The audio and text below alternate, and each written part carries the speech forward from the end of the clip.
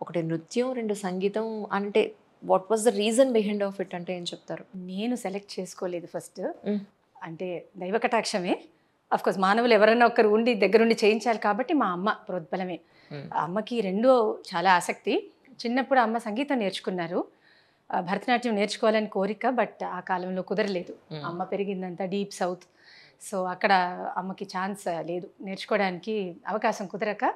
So న్యాచురల్‌గా అందరూ తల్లులు చేసేదే కదా! హ్మ్. మన వల్ల ఏదైతే అవ్వలేదో మన పిల్లల్ని చేయాలని అనుకోవడం కదా! అది న్యాచురలే. అది మా అమ్మ సహజంగా తీసుకెళ్ళి సంగీతం క్లాస్‌లో, డాన్స్ క్లాస్‌లో రెండిట్లో జాయిన్ చేసేసింది మా అమ్మ. 2 నాకు అవ్వడం అన్నది అది దైవ సంకల్పం. సో నాదేం లేదు అందులో. కాకపోతే ఓకే. ఏదో ఒక స్టేజ్‌లో అందరూ వచ్చి ఏదో ఒకటి మానేస్తారు. హ్మ్. ఇదన్నా మానేస్తారు, అదన్నా అదన్నా మానేస్తారు. లేకపోతే చదువుల కోసమని 2 మానేస్తారు. అవి జరుగుతుంటే అవేవి నా విషయంలో జరగకపోవడానికి కారణం ముఖ్యంగా మా తల్లిదండ్రులే. హ్మ్. ఎప్పటికప్పుడు మేనేజ్ చేసి ఎందుకంటే చిన్నతనంలో టైం మేనేజ్‌మెంట్ మనకు రాదు కదా!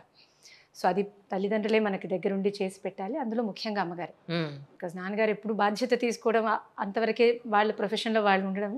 సో అమ్మగారే దగ్గరుండి టైం మేనేజ్‌మెంట్ చేయించి అవన్నీ. హ్మ్. అది ఇంకా అలవాటైపోయింది ఇప్పుడు. అన్నీ మేనేజ్ చేసుకోవడం అన్నది ఇప్పుడు కరెక్ట్. Second nature అయిపోయిందనుకోవాలి.